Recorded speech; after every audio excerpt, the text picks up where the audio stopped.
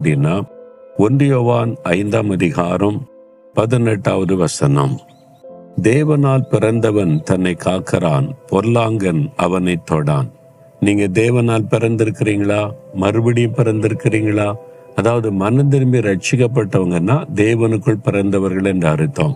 நான் பாவத்தை விட்டு மனம் திரும்பிட்டேன், இயேசுவின் ரத்தம் என்னை கழுவி விட்டது, நான் ரட்சிக்கப்பட்டு விட்டேன் என்ற அனுபவத்துக்குள்ள வந்தவங்க தான் தேவனால் பிறந்தவர்கள்.